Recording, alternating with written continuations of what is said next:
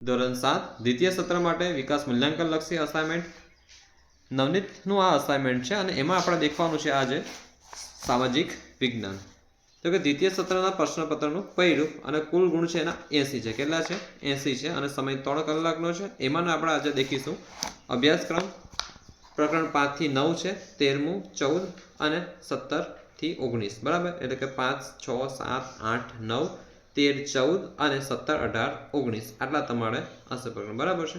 પછી આગળ આપણે દેખીશું પ્રશ્ન 1 તો પ્રશ્ન 1 માં શું છે? પ્રકરણ 5 જનજાતિના લોકોની અર્થવ્યવસ્થામાં કયો સિદ્ધાંત જોવા મળે છે? કયા લોકોમાં? જનજાતિના લોકોની અર્થવ્યવસ્થામાં. તો કે એનો જવાબ છે સામૂહિકતાનું. કયું છે? સામૂહિકતાનું. બરાબર, સામૂહિકતા. પછી આદિવાસી સમૂહ શાનો પ્રેમી અને સંવર્ધક રહ્યો છે? એટલે કે શાનો પ્રેમ, શાનો વધારે પ્રેમ કરે છે, શાને વધારે વિકાસ છે? કે પ્રકૃતિનો. ઓકે. ભારતની જૂની જનજાતિઓ પૈકીની કઈ જનજાતિ સૌથી જૂની છે? તો ગોંડ જનજાતિ. બરાબર, કઈ જનજાતિ? ગોંડ જનજાતિ.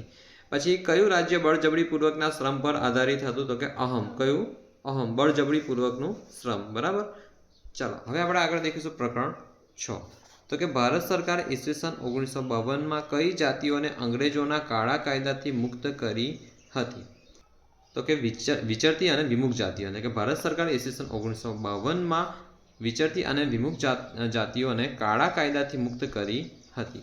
પછી ગુજરાતની વિમુક્ત જાતિઓમાં કઈ એક જાતિનો સમાવેશ થતો નથી? તો કે પારધીનો સમાવેશ થતો નથી. કઈ? પારધી. ઓકે.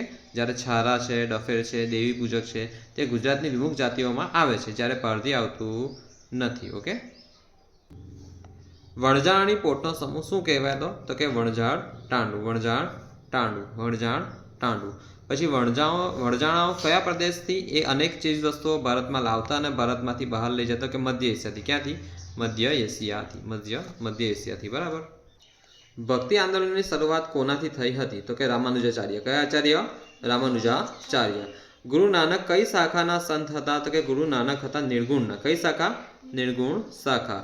પછી જ્ઞાનેશ્વરે ભગવદ્ ગીતા ઉપર લખેલ ટીકા કયા નામે ઓળખાય છે? તો કે જ્ઞાનેશ્વરે ભગવદ્ ગીતા ઉપર લખેલ ટીકા જ્ઞાનેશ્વરી નામે ઓળખાય છે. કયા નામે? જ્ઞાનેશ્વરી. પછી મહારાષ્ટ્રના કયા સંતના અભંગો ખૂબ જ જાણીતા છે? ખૂબ જ જાણીતા છે તુકારામના. કોના?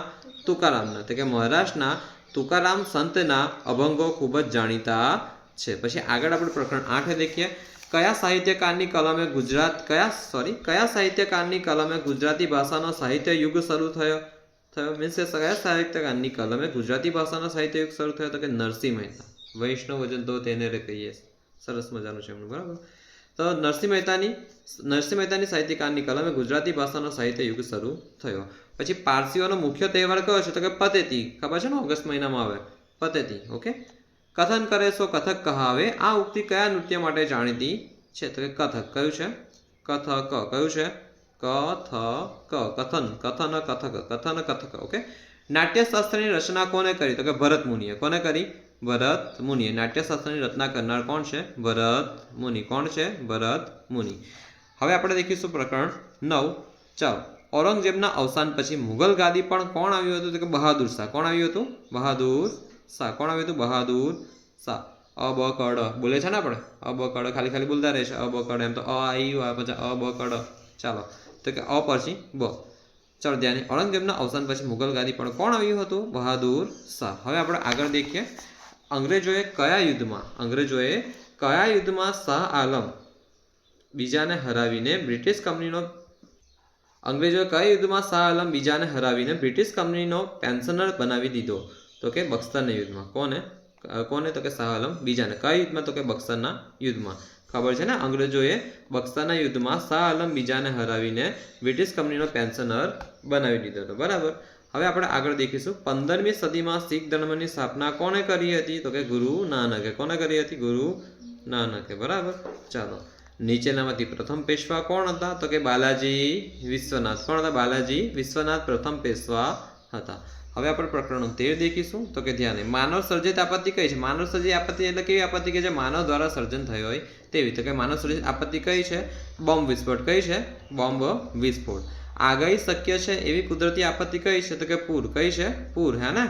જો ઉપર ફરીથી કહ્યું કે આ દાવાનળ છે, જ્વાળામુખી છે, દુષ્કાળ છે, માનવ સર્જિત નહીં પણ પ્રકૃતિ સર્જિત છે. બરાબર.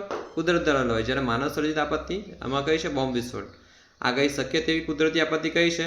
પૂર છે. હે ને? પાણી જળસ્તર વધતું એટલે ખબર પડે કે નહીં પૂર આવવાનું છે. જ્યારે ભૂકંપ ક્યારેય ખબર ના પડે. દાવાનળ ખબર પડે, દૂર દૂરથી દેખાય, પણ અઘરું છે. જ્વાળામુખી ખબર ના પડે. ચાલો, જ્યારે આની દાવાનળની આગાહી બહુ જ અઘરી હોય, ખબર ના પડે એમ તો ખાસ.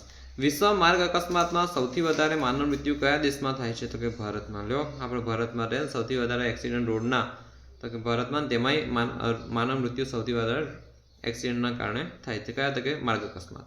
જે વર્ષે વરસાદ ઓછો પડે ત્યારે કઈ આપત્તિ સર્જાય છે? દુષ્કાળની. હા ને, ઘણા લોકોને ખાવાની પરિસ્થિતિ થાય જ બકા, ઘણી બધી સમસ્યાઓ થતી હોય છે, બરાબર. જેના કારણે શું થાય છે? તે લોકો એકદમ સુકાઈ જાય છે. મીન્સ ત્યાં જઈને ઘણું એ લોકોને અઘરું પડશે. એક ટાઈમનું ભાગ્ય જમવાનું મળે છે એ લોકોને, બરાબર. તો કે જે વર્ષે વરસાદ ઓછો પડે તે વર્ષે કઈ આપત્તિ સર્જાય છે? દુષ્કાળની. કયો કાળ? દુષ્કાળ.